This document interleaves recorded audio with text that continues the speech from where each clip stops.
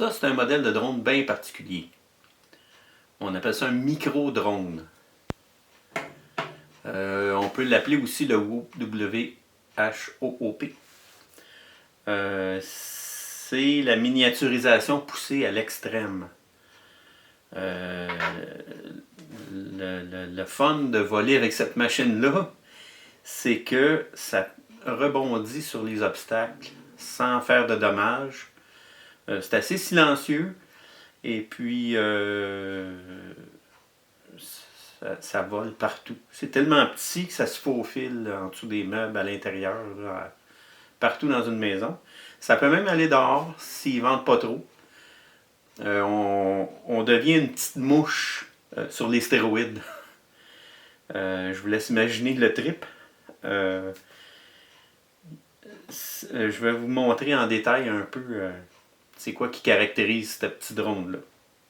Alors un micro-drone, ce qui est différent des autres drones, il y a un garde alentour ici. Ça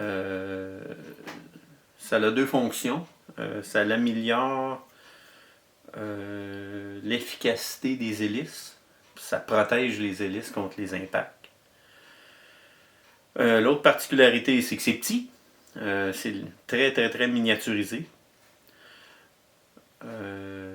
Les petits moteurs là-dessus, comme celui-là, c'est un 0802 de 19 000 kV. Les hélices, 31 mm. La machine, c'est une 65 mm. Il y en existe des plus gros, mais ça, c'est la dimension la plus populaire. Une petite modification que j'ai fait sur cette machine-là, j'ai rajouté une meilleure antenne, étant donné qu'il y a beaucoup d'interférences, des réflexions sur les murs. Avec une antenne comme ça, l'image est plus belle.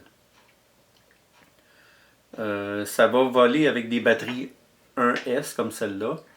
Celle-là, c'est une 300 mAh. L'autonomie est environ de 2 à 3 minutes. Ensuite de ça, comme accessoire, je recommande un chargeur exprès pour les petites batteries 1S. Celui-là, c'est un Ultra Power, modèle UPS6AC. Il va charger 6 batteries en même temps. Les connecteurs sur mon drone, ils appellent ça du BT2. C'est un connecteur qui a une meilleure... les connexions sont plus robustes. Ils font passer mieux le courant que d'autres types de connecteurs. Évidemment, la caméra est très petite.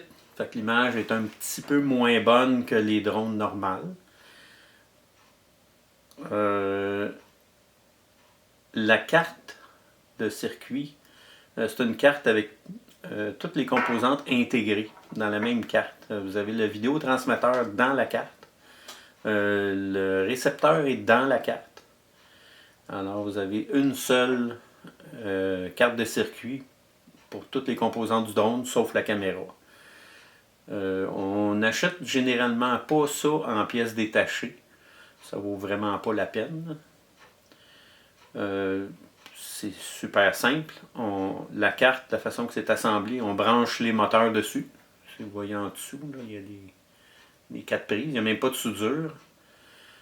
Et on branche la caméra. C'est à peu près tout.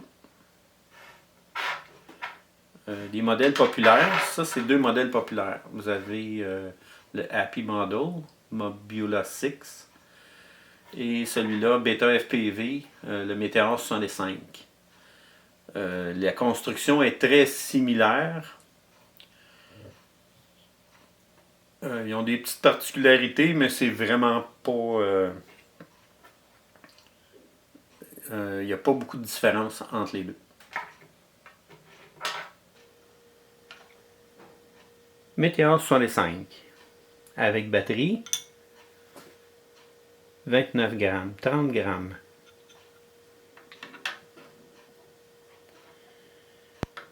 Mobiola 6 avec batterie.